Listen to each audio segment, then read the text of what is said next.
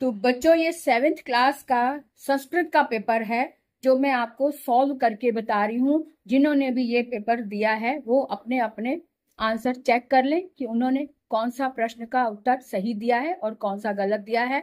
वो अपने आप खुद भी चेक कर सकते हैं कि उनको कौन से प्रश्न में कितने मार्क्स मिलेंगे। तो ध्यान दो, ये पहला प्रश्न है जो अपठित गद्यांश है। अपठित गद्यांश इस तरह से है। प्रातः भवति, पूर्व दिशायां सूर्य उदयति, जनाः उत्तिष्ठति, ते भ्रमणाय उद्यानं गच्छन्ति, आगच्छन्ति च, सर्वे आनन्दिता भवन्ति, ते परस्परं नमन्ति, कृषकाः हलं गृहीत्वा क्षेत्रं प्रति चलन्ति, बालकाः पुस्तकानि नीत्वा विद्यालयं गच्छन्ति, सर्व कार्येषु संलग्ना भवन्ति। अर्थात सुबह होती है, पूर्व दिशा से सूर्य उगता है, लोग उठते हैं। ते भ्रमणाए, वे घूमने के लिए उद्यान में जाते हैं और आते हैं। सर्वे आनंदिता भवन्ति, सभी आनंदित होते हैं। ते परस्परम नमन्ति, वे एक दूसरे को नमस्कार करते हैं। कृषका, और जो किसान है वो हल ग्रहण करके क्षेत्र की ओर यानी खेत की ओर चलते हैं।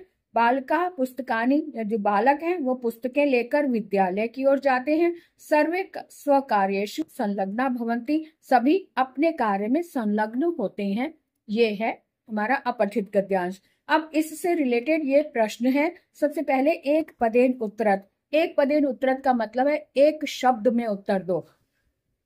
प्रश्न है सूर्यः कस्याः दिशायाम् उदेति, सर्वे केषु संलग्ना भवन्ति। मैंने आपको क्लास में समझाया था कि जो प्रश्नवाचक शब्द होते हैं उसको ध्यान से देखते हैं कि ये कौन सी विभक्ति का है, कौन से लिंग का है और कौन सा वचन। ये 3 चीजें आपने देखनी होती हैं।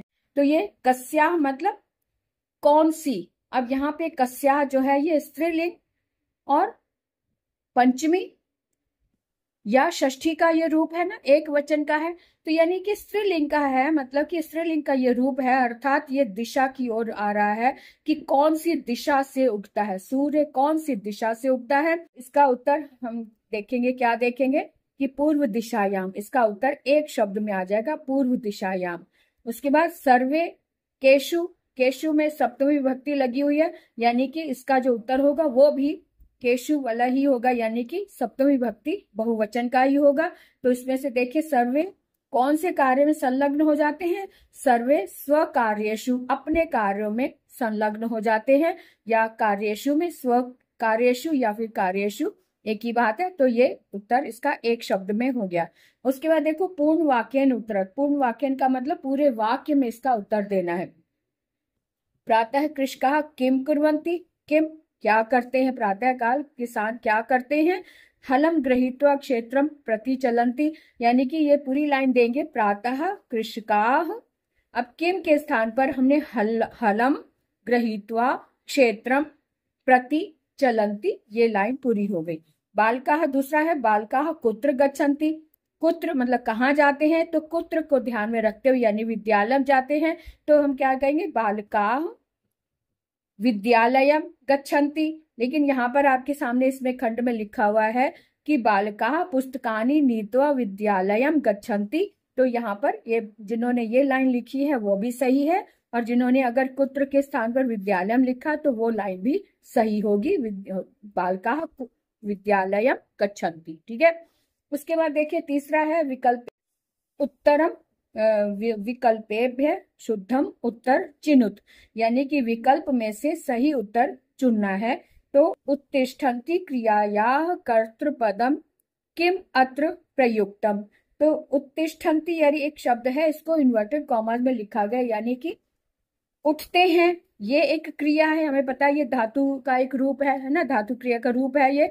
तो इसका मतलब ये क्रिया है। तो इस क्रिया का कर्ता पद यहाँ पर कौन सा है, यानी इस खंड में से इस क्रिया का कर्ता पद यहाँ पर कौन सा प्रयुक्त हुआ है ये बताना है ना।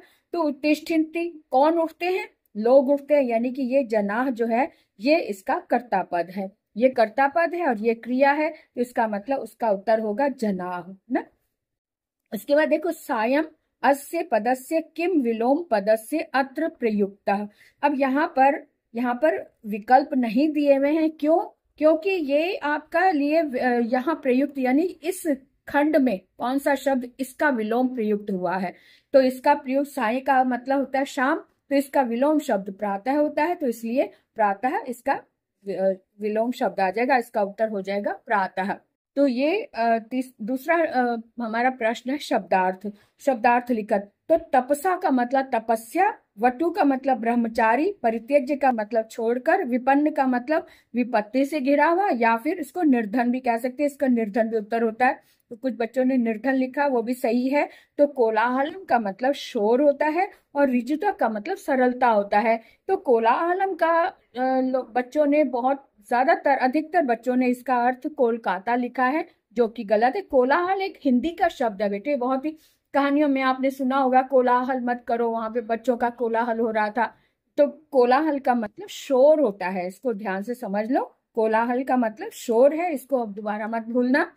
इसके बाद देखो, अब ये वटु भी बहुत बच्चों ने गलत लिखा है, काफी ने सही भी लिखा है। हमने जब स्टोरी पढ़ी थी इससे रिलेटेड, उसमें स्पष्ट लिखा था ना कि पर्दे के पीछे से एक वटु आता है, वटु यानी ब्रह्मचारी आता है, जो कि शिव होते, शिव ब्रह्मचारी के वेश में आते हैं, है ना। तो वो वटु का मतलब ब्रह्मचारी, ठीक है। अब ये दो शब्द थे जो बच्चों को कठिन लगे हैं, एक कोलाहल नहीं समझ पाए और एक वटु नहीं समझ पाए। और विपन्न ज्यादातर बच्चों ने सही ही लिखा है, ऋजुता भी सही लिखा है। अब आगे देखिए कि तीसरा प्रश्न जो है, प्रश्न नाम उत्तराणी एक पदेन उत्तरत। अब ये जो प्रश्न दिए इनका एक शब्द में उत्तर देना, एक पदेन, ठीक है। एक पदेन का मतलब एक पद ही होता है, बच्चे समझ नहीं पाते, पूरी पूरी लाइन लिख देते हैं। एक शब्द में उत्तर। तप प्रभावात के, ये जो प्रश्नवाचक शब्द होते हैं किम सर्वनाम के, इसीलिए मैंने आपसे कहा था कि किम सर्वनाम को अच्छे से याद कर लो, स्त्रीलिंग और पुल्लिंग के रूप अच्छे से याद कर लो, ताकि प्रश्न निर्माण करने में या फिर उत्तर देने में आपको आसानी हो जाए। ततः प्रभावात के सखाए जाता है, यानी तप के प्रभाव से कौन सखाए मतलब मित्र बन जाता है। तो हिंस्र पशुआ, यानी जो हिंसक पशु होते हैं वो भी मित्र हो जाते हैं, तो हिंस्र पशुआ। पार्वती तपस्यार्थ कुत्र अगच्छत, पार्वती तपस्या के लिए कहाँ जाती है? वन को जाती है ना। तो किम ब्रूयात, कैसे बोलना चाहिए? सत्य बोलना चाहिए, तो सत्यम किम के स्थान पर सत्यम ब्रूयात आ जाता है। सत्यम शब्द खाली एक शब्द काफी है, जिन्होंने सत्यम लिखा है वो सही होगा। अगर ब्रूयात भी लिखा है तो कोई बात नहीं, लेकिन एक शब्द में हमने देना है तो सत्यम। केन सह कलह कृत्वा नरः सुखी ना भवेत, तो केन यानी किसके द्वारा, किसके साथ रहकर, कलह कृत्वा, कलह जो है वो कलह करके नर सुखी नहीं रहता, मित्र के साथ केन है, तो इसलिए मित्रेण, यहाँ भी तृतीय विभक्ति आ गई, मित्रेण। इतनी बात समझ आ गई। अब आगे बढ़ते हैं अगले प्रश्न पर। अब हम पूर्ण वाक्य उत्तरत पर आ जाते हैं। ये इनका उत्तर पूर्ण वाक्य में देना है। क्या कहा? अरे वाचाल अप्सर, अरे वाचाल मतलब बातों नहीं, बहुत बातें करने वाली। अरे वाचाल अप्सर जगति ना को अपि शिवस्य यथार्थम स्वरूपम जानाति, यथा त्वमसि तथैव वदसि, है ना। ये आंसर है इतना, जो कि हमें पूरा इस वाक्य का, इस प्रश्न का उत्तर देना है ना। उसके बाद देखो, कहा पाप भागम भवति, कौन पाप का भागी कौन होता है? यह निंदा करोति, जो निंदा करता है, सह तू पाप भागम भवति, एव यह शृणोति सो अपि पाप भागम भवति, यानी कि जो निंदा करता है वह तो पाप भागी होता ही है, यह जो सुनता है, जो सुनता है वह भी पाप का भागी होता है। अब आगे तीसरे का प्रश्न का उत्तर देख लेते हैं। पार्वती किम कर्तुम ऐच्छत, पार्वती क्या करना चाहती है, क्या करने की इच्छा रखती है? तो इसका किम के स्थान पर यह कस्या कर्तुम यानी तपस्या, किम क्या करना चाहती? तपस्या करना चाहती है, क्योंकि ये पूर्ण वाक्य में उत्तर देना है। तो पार्वती तपस्याम कर्तुम ऐच्छत, ये इसका उत्तर हो जाएगा, पार्वती तपस्याम कर्तुम ऐच्छत, ठीक है। ये इसका पूरा आंसर हो गया। उसके बाद देखो, अगर किसी ने शिवम पति रूपेण प्राप्तुम ऐच्छत ये लिखा है तो वो भी सही होगा, वो गलत नहीं होगा, क्योंकि वो पति के रूप में शिव को पाना चाहती थी, तो इसलिए ये भी सही होगा। अगर आपने घा का प्रश्न हम देखते हैं, पार्वती, पार्वती कया साकम गौरी शिखरम गच्छति। कया मैंने किसके साथ, यहाँ तृतीय भक्ति लगी है तो और स्त्रीलिंग है, तो पार्वती किसके साथ गौरी शिखर पर जाती है, तो पार्वती विजया साकम गौरी शिखरम गच्छति, ये इसका उत्तर हो गया है ना। विजया यहाँ पे तृतीय भक्ति आया क्योंकि यहाँ भी तृतीय भक्ति एक वचन है स्त्रीलिंग का यहाँ भी। तो इस तरह से पूर्ण वाक्य उत्तर हमारे सही हो गए।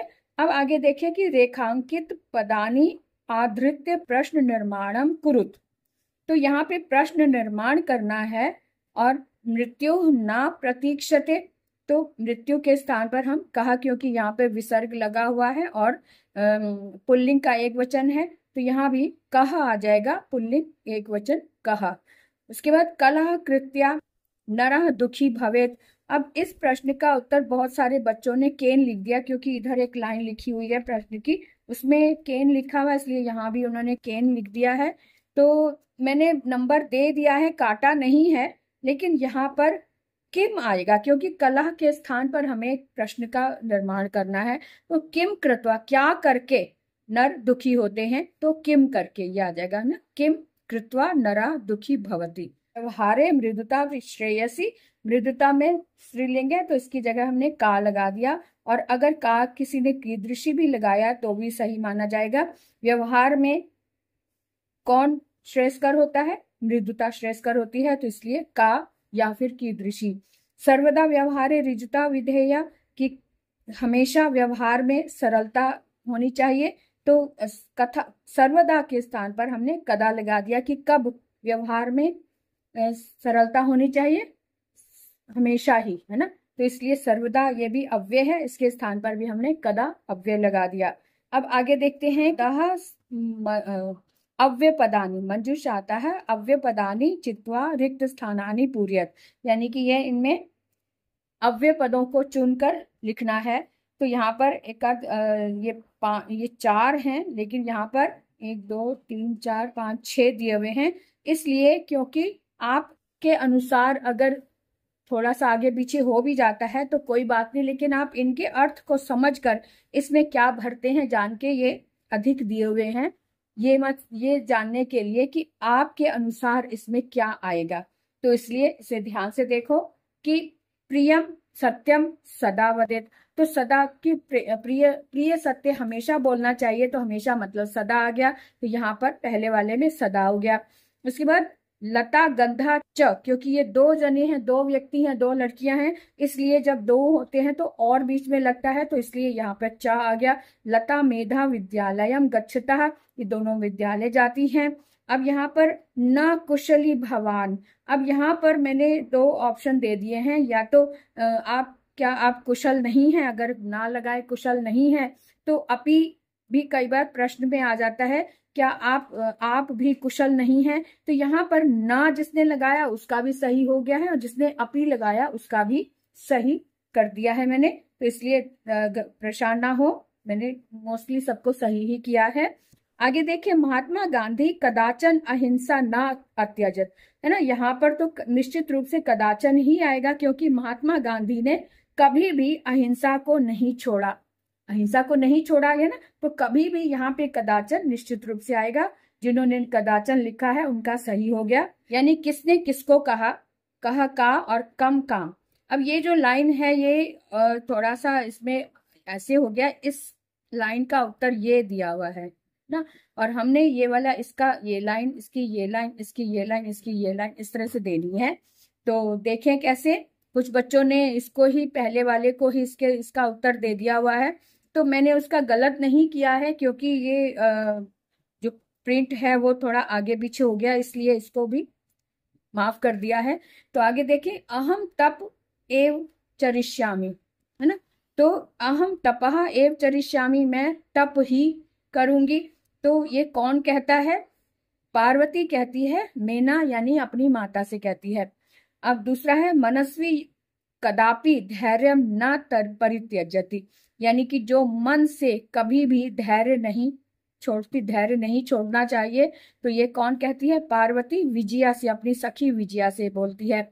अपर्णा इति नामना त्वम प्रथिता, यानी अपर्णा ऐसा नाम तुम्हें प्राप्त हुआ है, ये कौन कहता है, विजया कहती है किससे? पार्वती से। तो विजया पार्वतीम हो गया। पार्वती प्रीतो अस्मि तव संकल्पेन। अब ये कहते हैं हे पार्वती, प्रीतो अस्मि तव संकल्पेन, प्रेम, मैं तुम्हारे संकल्प से प्रेम करता हूँ। ये किसने कहा? शिव ने कहा, पार्वती से कहा। तो शिवा पार्वती, ये जिसने भी ऐसे उत्तर लिखा है उन सबको फुल मार्क्स मिले हैं। तो आगे बढ़ते हैं। अब प्रश्न नंबर 8 है, जिसमें संख्यावाचक शब्द लिखने हैं। तो 42 को संस्कृत में द्विचत्वारिंशत् बोलते हैं। 48 यानी 48 को अष्टचत्वारिंशत् बोलते हैं। 45 को पंचचत्वारिंशत् बोलते हैं। और 52 यानी 52 को द्वापंचाशत्, और 50 को पंचाशत्, है ना, 50 को पंचाशत्, और 60 को षष्ठी, इस तरह से बोलते हैं। तो अगर जिन्होंने भी इस तरह से लिखा है, मोस्टली सबने अच्छा ही, ठीक ही लिखा है सब पेपर में, तो सबको अच्छे नंबर मिले हैं। और 9वां प्रश्न है हमारे सामने, अधोलिखिता नाम धातु नाम लकारम पुरुषम वचनस्य पुरुषम वचनंच लिखत। यानी नीचे लिखे धातुओं को लकार, पुरुष और वचन, इनके अलग अलग करने हैं। अब ये मैंने आपसे कहा था कि जो 5 लकारों के रूप आपने याद करने हैं, है ना। 5 लकारों के रूप मैंने इसीलिए याद करने के लिए बोला था कि अगर रूप आपके सामने याद किए हुए होंगे तो उसका कोई भी रूप किसी में भी आए आप पहचान सकेंगे, पहचान सकते हैं। पहचान सकेंगे तो आप ये इनके लकार भी लिख पाएंगे, पुरुष भी लिख पाएंगे और वचन भी लिख पाएंगे ना। तो ये चीज बहुत ही बिल्कुल भी अजनबी नहीं है, बहुत ही सरल है। और बहुत सारे शब्द इसके जाने पहचाने, हम जो पाठ पढ़ते हैं तो उसमें ये देखते रहते हैं। तो और कुर्वंती में क्री धातु आया है, कुर्वंती, क्योंकि अंति लगा हुआ, इसका मतलब ये लट लकार का बहुवचन है।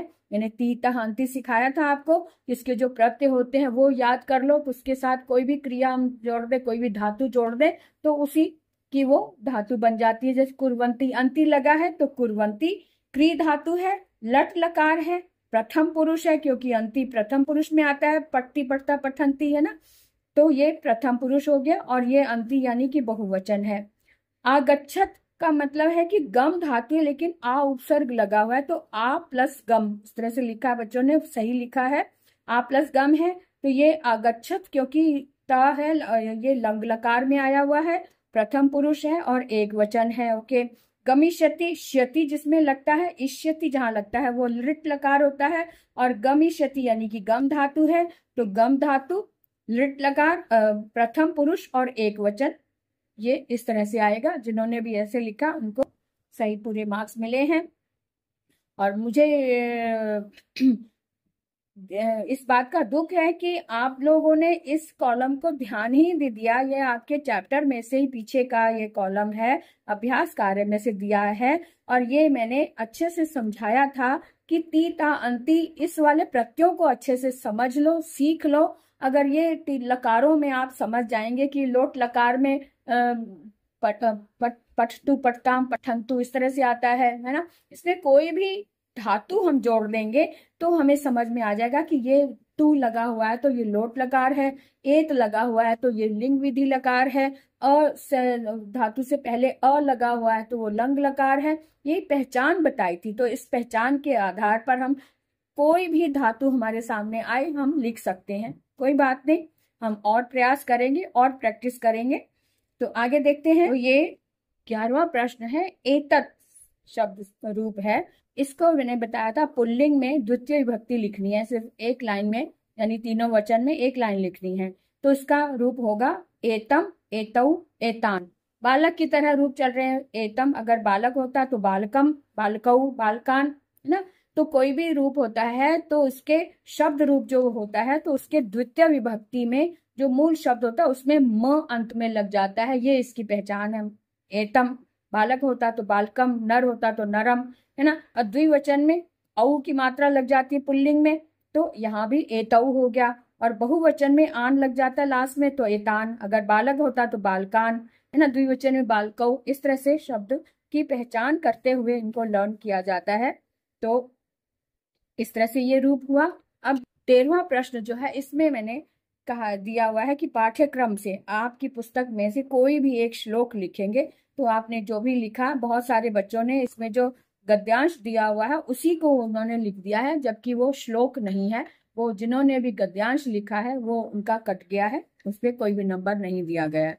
अब 14वें प्रश्न में आया है कि ये वसति स्म जो है, स्म का मैंने बताया था पाठ पढ़ाते समय कि जहाँ स्म लग जाता है वहां था लग जाता है। अगर था लगा यहाँ पे, भले ही ये लट लकार है लेकिन स्म लग गया तो इसका मतलब था बन गया, रहता था। और इसका जो मूल रूप होगा उसमें हम लंग लकार लगाएंगे, तो लंग लकार सब में लगाना था बस।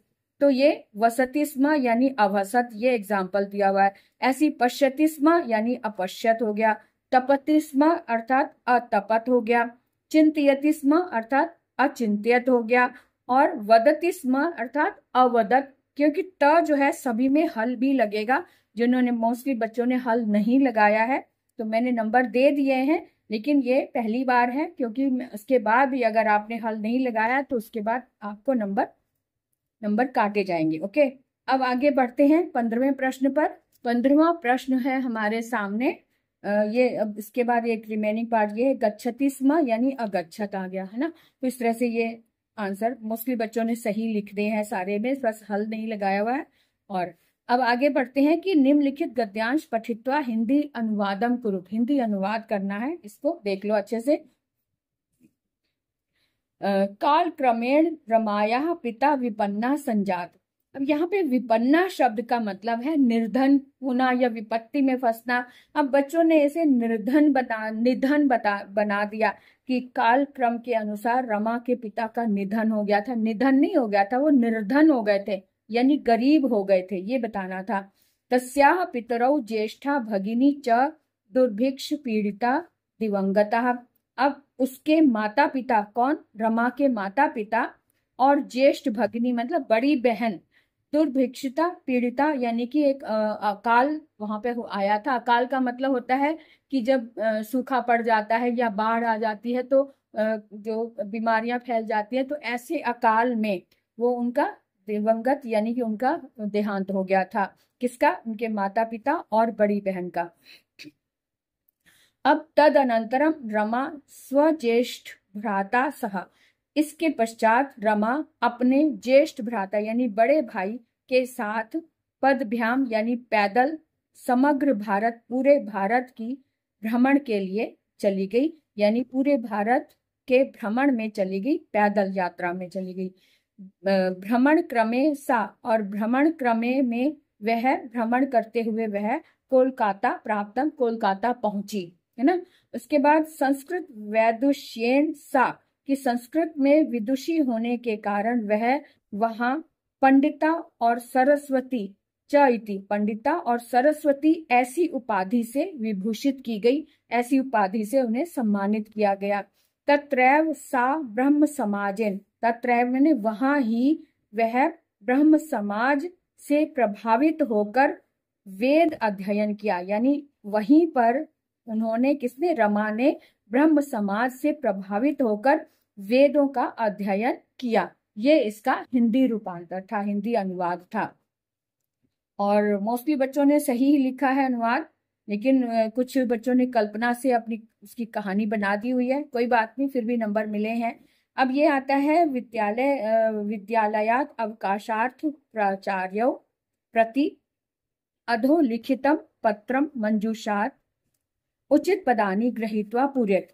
जो मंजूषात यहाँ पे जो शब्द दिए हुए हैं उसमें से चुनकर आपने इसको फिल करना है। तो आगे देखते हैं कि कैसे फिल किया है। हाँ, तो यहाँ पर दिनांक भरेंगे, जिस दिन आपका पेपर था उस दिन की तिथि होगी, उस दिन की तिथि।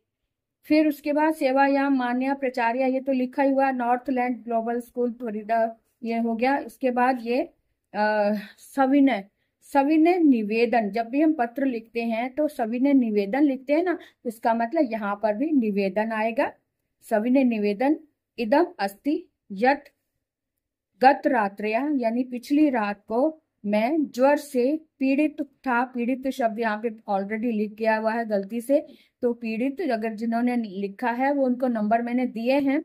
अस्मि ज्वर कारणात् अहम, तो यहाँ पर मैं ज्वर कारण से मैं विद्यालय आगंतुम असमर्थ, आने में असमर्थ हूँ, यानी विद्यालय आ जाएगा यहाँ पे 4th नंबर पर।